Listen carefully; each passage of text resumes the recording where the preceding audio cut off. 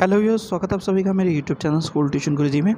आज हम बात करेंगे reading campaign activity sheet serial number 58 की, जो कि 30 मार्च के लिए जारी की गई। क्लास 6 to 8 की कॉमन वर्कशीट है। बच्चे अपना नाम लिखेंगे, अपने क्लास टीचर का नाम लिखेंगे। बच्चों, today we are going to study about a simple story regarding strength and weakness. तो चलिए बच्चों, देखते हैं, जानते हैं, समझते हैं कि आज की एक्टिविटी शीट में आपके लिए क्या खास है और आज की एक्टिविटी शीट आपको क्या बताना चाहती है।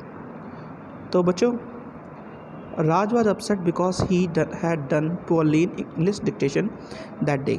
He was sitting in his room and sucked when his grandmother came and comforted him.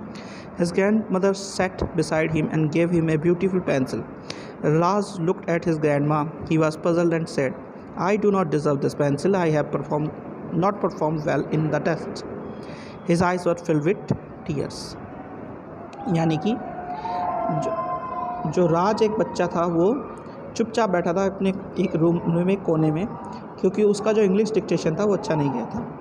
तभी वहाँ पर उसकी दादी आई और उसके पास में बैठी और उन्होंने उसे एक pencil the.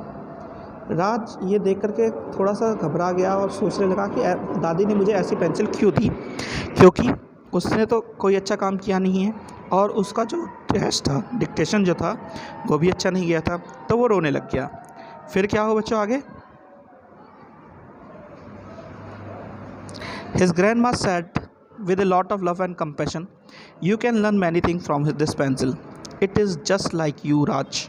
A pencil experience painful sharpening just the way you have experienced the pain of not doing well in your test. However, it will help you to be a better student, just as all the good that comes from the pencil is from within itself. You will also find the strength to overcome this hurdle, and finally, just as this pencil will make its mark on any surface, you too shall leave your mark on anything you choose.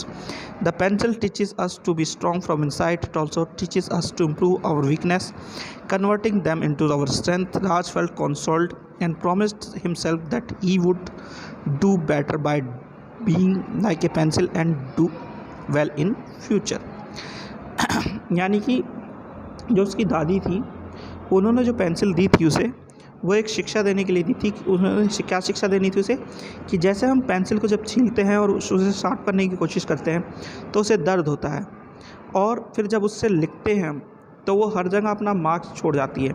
वैसे ही तुम्हें असफलता मिली है उसे एक remembrance के तौर पे याद करना है और अपने आप को और अच्छा करने की कोशिश करनी है पेंसिल की तरह।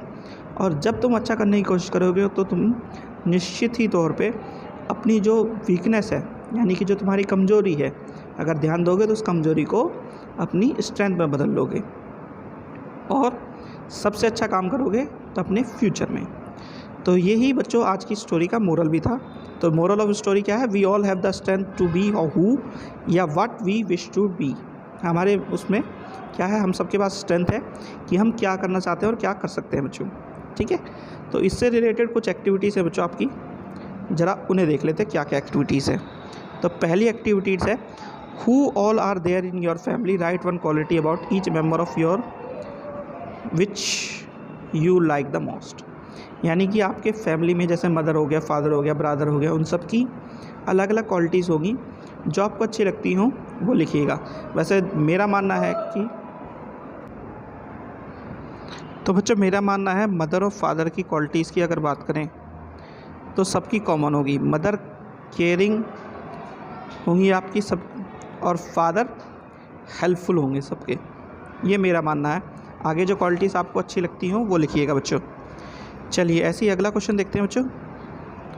अगला क्वेश्चन है क्वेश्चन नंबर 2।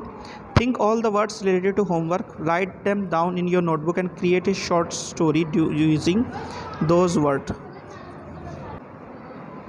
तो इससे रिलेटेड वर्ड्स क्या हैं बच्चों?